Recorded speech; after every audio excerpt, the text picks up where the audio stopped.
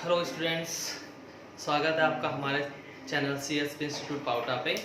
तो आगे बढ़ते हैं। टॉपिक चल रहा था नरेशन, और अब नरेशन में जो अगला टॉपिक अपना है वो है एक्सक्लेमेटरी सेंटेंस, जिसे हिंदी में हम कहते हैं विस्मयादि बोधक वाक्य। साफ साफ आपको पता चल रहा है विस्मयादि बोधक मतलब यहाँ पे आपको ये एक्सक्लेमेशन मार्क दिखाई देता है। ऐसे वाक्य क्या होते हैं कि विस्मय को प्रकट करने के लिए यूज किए जाते हैं। अच्छा, अब ये वाक्य है तो किस प्रकार से प्रारंभ होता है वो हम देखते हैं। सबसे पहले बात करें हम begins with। सर हम बात कर रहे हैं begins with, तो सबसे पहली चीज मैं बात करूं किससे प्रारंभ होता है। ये जो वाक्य होते हैं what, how, alas, oh, oh, re,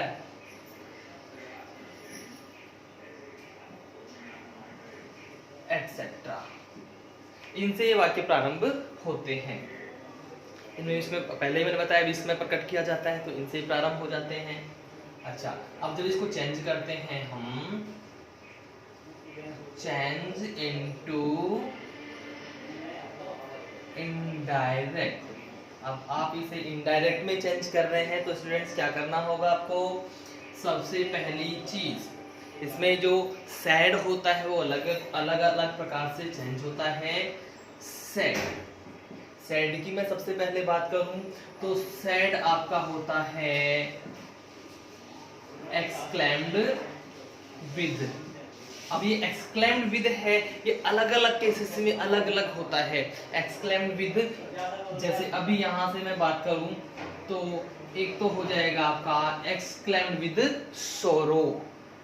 अब सोरो कब कब होता है, जब आपके पास या तो आ रहा हो अलाश या आपका हो रहा हो ओह। इसमें क्या होता है, ये आपका एक्सक्लेम्ड विद सोरो का यूज किया जाता है।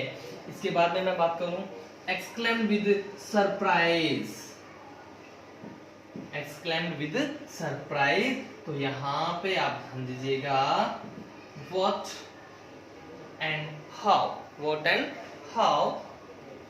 इसके बाद होता है एक्सक्लेम्ड विद जॉय या फिर डिलाइट, दोनों का मतलब ही प्रसन्नता से होता है। तो ये कब होता है आपका हुर्रा। इस प्रकार से आप ध्यान रखिएगा। अगर अलाश या होरा आ रहा है तो ये होगा एक्सक्लेम्ड विद सोरो। व्हाट या हाउ है तो एक्सक्लेम्ड विद सरप्राइज, और अगर हुर्रे है तो जॉय या डिलाइट। इन चीजों का आपको विशेष ध्यान रखना पड़ेगा। पहली चीज ये सैड की हो जाती है। उसके बाद सेकंड थिंग जो मैं बात करता हूं वो है आपकी कनेक्टिव, जो कि आप हर सेंटेंस में यूज कर रहे हैं। यहाँ कनेक्टिव जो आपका यूज किया जाता है वो दैट किया जाता है। ठीक है, बाकी इसमें जो रूल्स होते हैं वो सेम रहते हैं, वो आगे हम पढ़ते हैं। ये तो इसकी मेन शुरुआती जो मेन मुख्य चीज है वो है किस प्रकार से आप चेंज करेंगे। इसके बाद इसमें अलग अलग 3 टाइप होते हैं सेंटेंसेस को चेंज करने के लिए। आपके पास 3 टाइप होंगे जी, तो ये ध्यान दीजिए, बात फिर से बता दे रहा हूँ। चेंज कर रहे हैं आप, शुरू किससे होता है व्हाट, हाउ, अलास, ओ, रा, इनसे तो शुरू होता है। इनडायरेक्ट में जब आप चेंज कर रहे हैं तो सैड को एक्सक्लेम विद सोरो, सरप्राइज या डिलाइट में कीजिएगा, और कनेक्टिव आप दैट लगाइएगा। This is the main thing. इसके बाद में मैं बात करता हूं, यहां पे इसको जारी रखते हैं।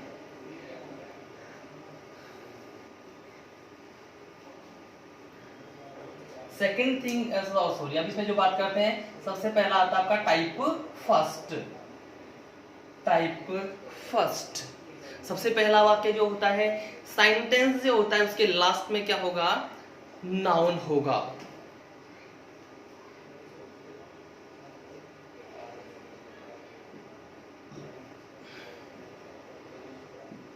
के अंत में नाउन का प्रयोग किया गया हो, किया गया हो। If noun is used in end of the sentence, तो आप क्या करते हैं? ये पहला टाइप हो गया है आपका, पहला टाइप। तो सबसे पहली चीज said, वो आपको पता है, पहले ही मैंने लिखा दिया था। said आपका वही exclaimed with सरप्राइज या फिर सोरो या फिर आपका जोय। पहली चीज क्लियर है आपकी यहाँ पे। सेकेंड थिंग आपकी जो होती है कनेक्टिव, यूज कीजिएगा आप दैट, इसमें कोई दिक्कत नहीं। तीसरी चीज जो सबसे मेन चीज होती है वो ये होती है कि जब इसको इनडायरेक्ट बना रहे होते हैं तो नाउन से पहले द लगाकर सेंटेंस की शुरुआत करते हैं। सबसे पहली चीज क्या ध्यान रखनी इसमें, ये तो कॉमन है तीनों में। सबसे पहली चीज ये ध्यान रखनी है कि नाउन से पहले आप द लगाएंगे और उससे आप वाक्य को प्रारंभ करेंगे। सेकंड थिंग इसमें क्या होती है, वॉज या वर्ब, ये आपका आवश्यकता अनुसार, आवश्यकता के अनुसार वॉज या वर्ब का यूज इसमें किया जाता है। तीसरी चीज ध्यान दीजिएगा स्टूडेंट, इसकी जो मेन थिंग इसमें जो होती है, पॉइंट्स के हिसाब से पांचवी और सेंटेंस के हिसाब से तीसरी चीज है ये, तो वो क्या होती है, प्रायः वॉज या वर्ब के बाद वेरी का यूज, वेरी यूज किया जाता है, किया जाता है। एक और पॉइंट होता है, वो ये होता है कि ए एन को हटा देते हैं। अगर आपके डायरेक्ट में ए या एन आ रहा है तो इनडायरेक्ट बनाते वक्त आप ए या एन को हटा देंगे और सेंटेंस आपका चेंज कर दिया जाएगा। एग्जांपल लेता हूं मैं यहां पे,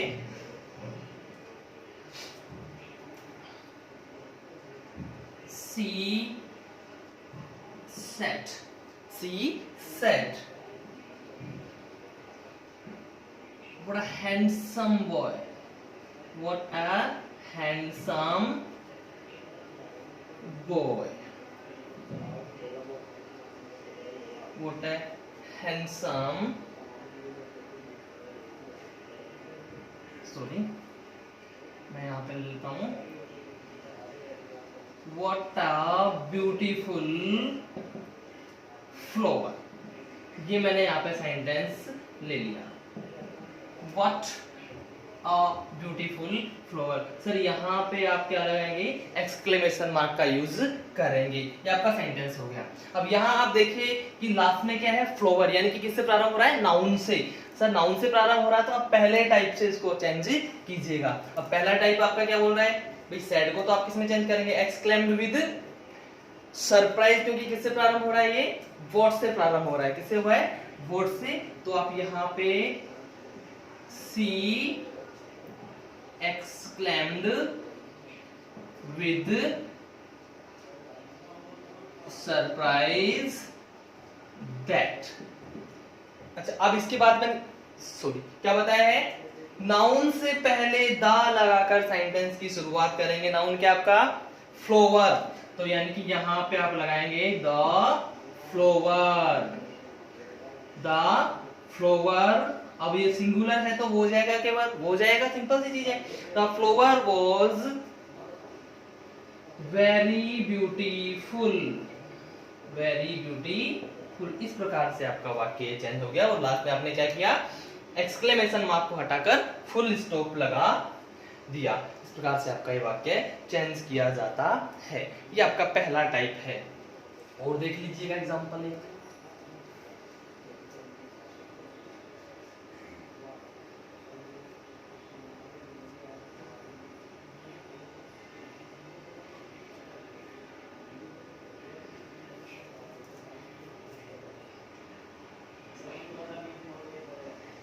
example number second, he said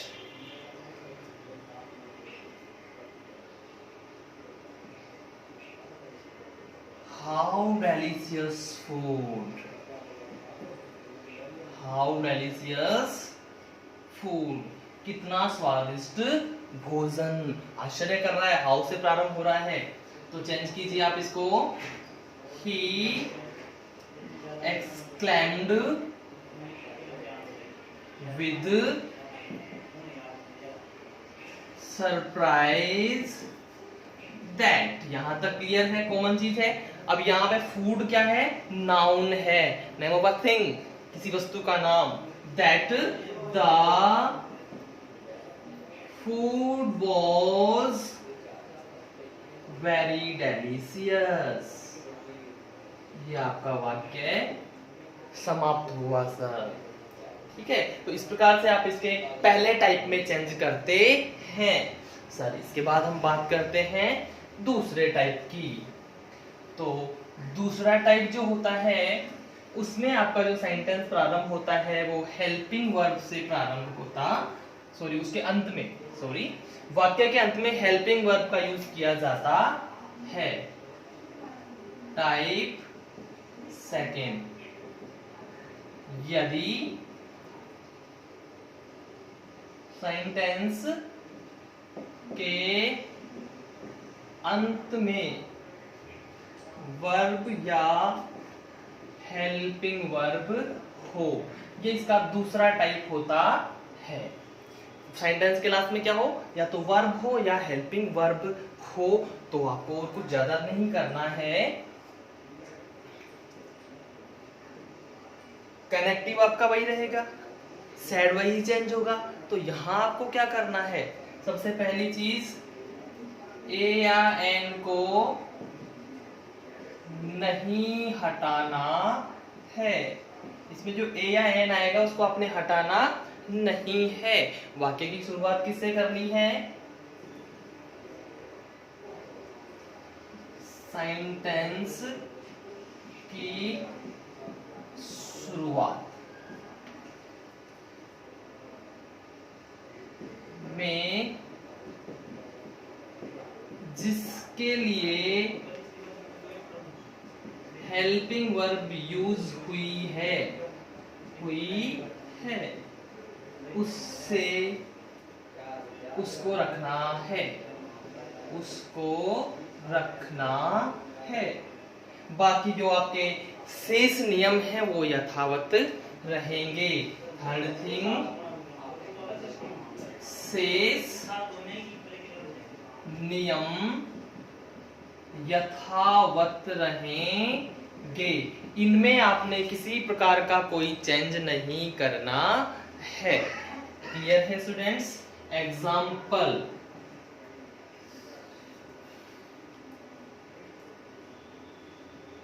first, he said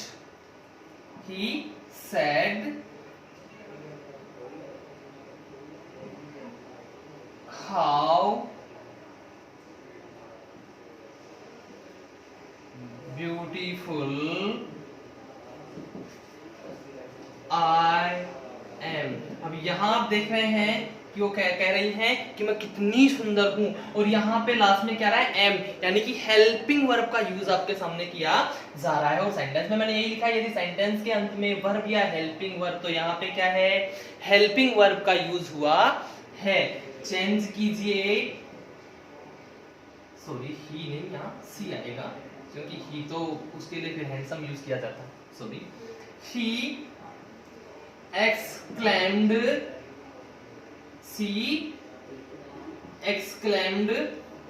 with surprise that। अब किसके लिए यूज कर रहे हैं अपन एम, आई के लिए, इसके लिए यूज कर रहे हैं आई, और ये आई यहाँ पे किसके लिए हुआ है, सी के लिए। तो यहाँ पे क्या आएगा, सी, यहाँ आ गया आपका सी। एम कौन सा टेंस है, प्रेजेंट कंटिन्यूअस है, तो कहा जाएगा पास्ट कंटिन्यूअस में, यानी कि यहाँ अपने वॉज करना है। That she was very beautiful. Very beautiful. ये आपका सेंटेंस चेंज हो गया है। तीसरे टाइप पे चलते हैं हम। इसका तीसरा टाइप होता है और जो तीसरा टाइप होता है उसमें जो मैंने लिखाए हैं उनसे वाक्य प्रारंभ हो रहा होता है अलास, ओ। टाइप थर्ड, यहां पे अगर आपका वाक्य किससे प्रारंभ हो रहा हो, अलास, ओ, वाव, हुर्रा, अगर इनसे वाक्य प्रारंभ हो रहा हो, से सेंटेंस प्रारंभ हो। अगर इनसे सेंटेंस प्रारंभ हो रहा है तो क्या करेंगे आप? सबसे पहली चीज अला, अलास, ओ, वाह, हुर्रा, एक्सेट्रा को हटा देते हैं, हटा देते हैं। सेकेंड थिंग, सामान्य जो जनरल रूल्स होते हैं उनके अनुसार चेंज किया जाता है। सामान्य नियमों के अनुसार चेंज किया जाता है,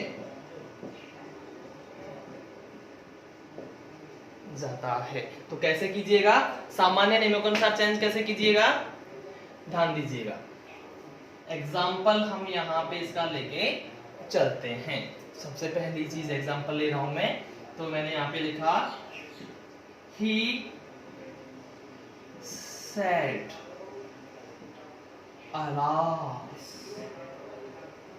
ही is no more now, no more now. अब यहाँ पे मैंने क्या किया, ये जो एक्सक्लेमेशन मार्क है इसको इसके साथ ही लगा दिया। व्हाट और हाउ से स्टार्ट हो रहा है आपका सेंटेंस, तो ये लास्ट में जाता है लास्ट में जाता है सेंटेंस के एक्सक्लेमेशन मार्क। लेकिन अगर अलास, ओ, वाव, रेन से प्रारंभ हो रहा है तो इसके जस्ट बाद ही आप एक्सक्लेमेशन मार्क लगाएंगे, जैसे मैंने यहाँ पे लगाया है। क्लियर है? ठीक है, आगे बढ़ते हैं। चेंज कीजिए। ही एक्सक्लेम्ड विद सोरो, विद सोरो।